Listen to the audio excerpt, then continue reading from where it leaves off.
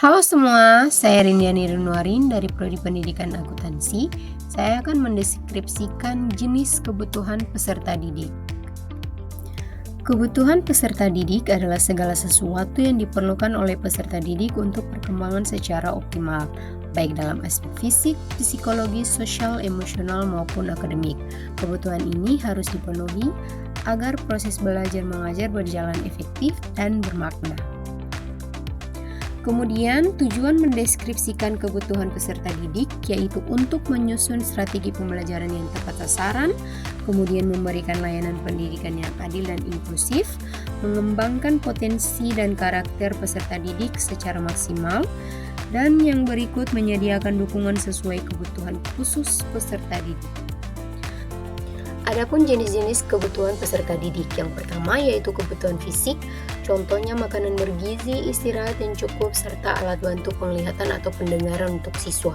Kemudian, peran guru dalam kebutuhan fisik ini menyediakan lingkungan belajar yang sehat dan aman, serta memperhatikan kondisi kesehatan siswa.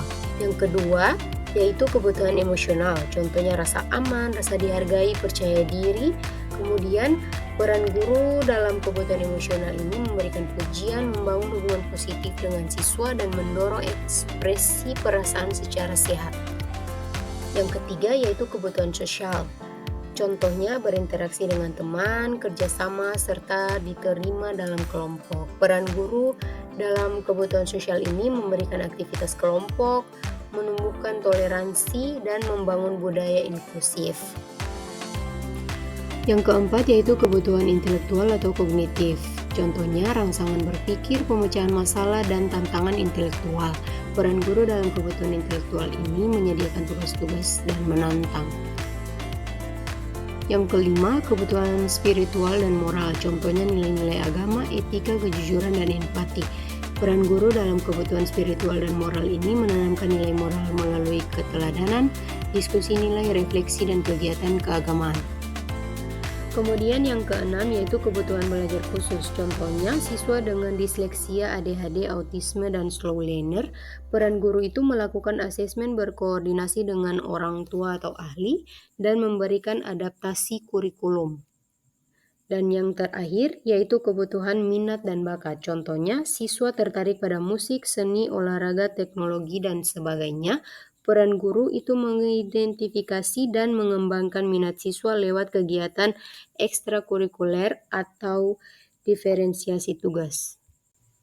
Yang berikut yaitu strategi untuk mengidentifikasi kebutuhan peserta didik. Yang pertama ada observasi langsung dalam proses belajar, yang kedua wawancara dengan siswa atau orang tua, yang ketiga angket atau kuesioner minat dan kebutuhan, yang keempat asesmen psikologis oleh ahli, dan yang terakhir portofolio dan hasil belajar. Kemudian yang berikut ada contoh penerapan di kelas. Kasusnya, seorang siswa sering diam, tidak aktif dalam diskusi, dan tampak kurang percaya diri. Langkah guru adalah yang pertama melakukan observasi dan berdialog secara pribadi, kemudian membangun rasa aman dan kepercayaan diri lewat tugas individu yang sederhana. Kemudian yang berikut memberikan pujian atas usaha bukan hanya hasil. Dan yang berikut melibatkan secara perlahan dalam kerja kelompok kecil. Memahami dan mendeskripsikan jenis kebutuhan peserta didik adalah langkah penting dalam menciptakan pembelajaran yang inklusif, adil, dan bermakna. Guru bukan hanya menyampaikan materi, tetapi juga menjadi fasilitator tumbuh kembang siswa secara utuh. Sekian materi yang dapat saya sampaikan, semoga bermanfaat. Terima kasih. Sekian materi yang dapat saya sampaikan, semoga bermanfaat.